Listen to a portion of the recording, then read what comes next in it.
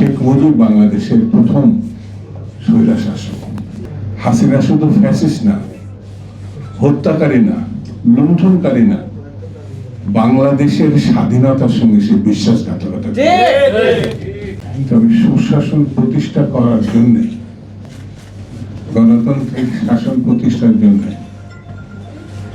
যারা ফ্যাসিস্ট, যারা স্বৈরতন্ত্র দীর্ঘ 15 বছর ধরে প্র্যাকটিস করেছেন,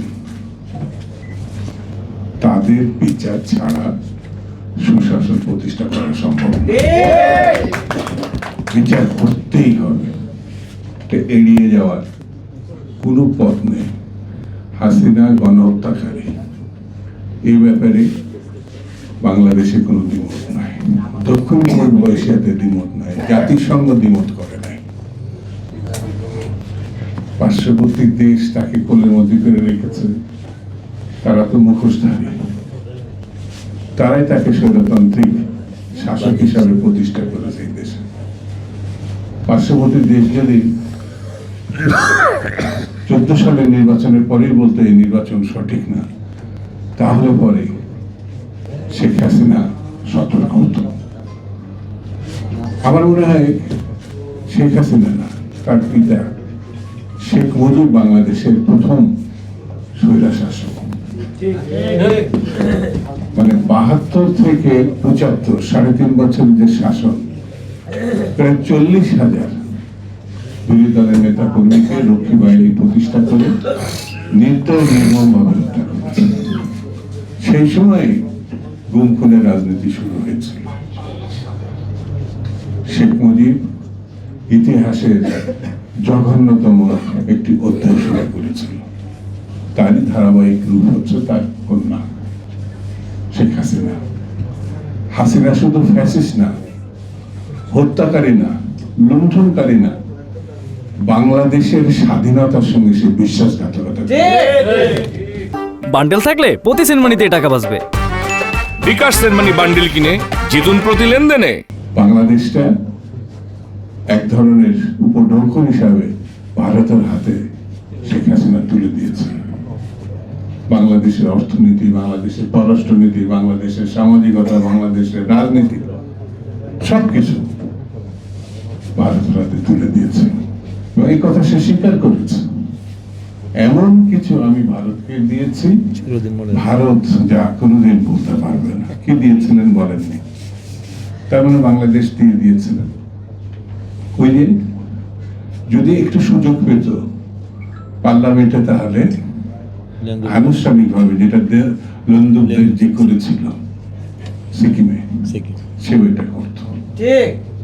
সেই জন্য শেখ হাসিনাকে কোনোভাবে ক্ষমা করা যাবে না, তাকে বিচার অবশ্যই করতে হবে এবং এই বিচার শুরু করতে হবে।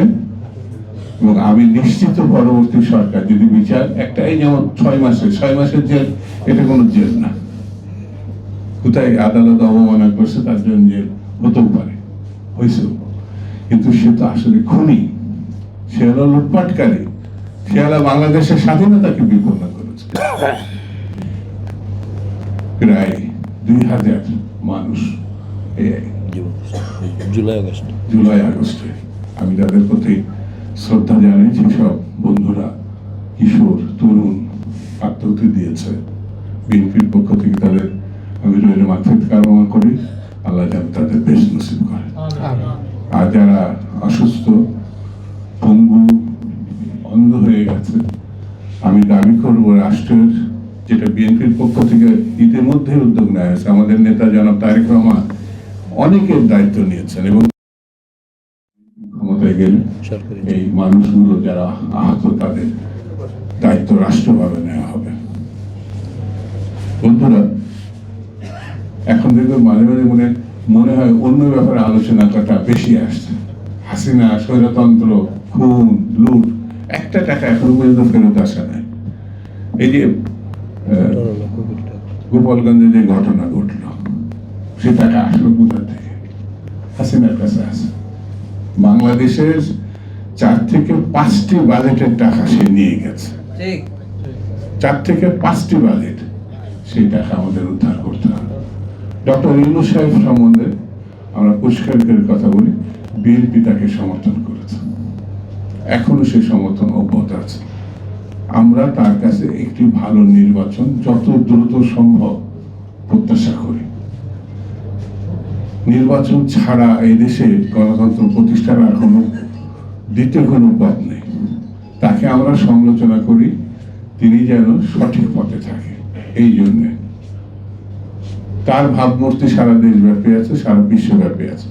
সেটিকে ব্যবহার করে দেশ সমৃদ্ধ হবে, এটাই বিএনপি মনে করে। কিন্তু অনন্তকাল ধরে গণতন্ত্র যদি আমরা ফেলে রাখি, নির্বাচনকে ফেলে রাখি, ষড়যন্ত্রকারীরা কিন্তু বসে থাকবে না।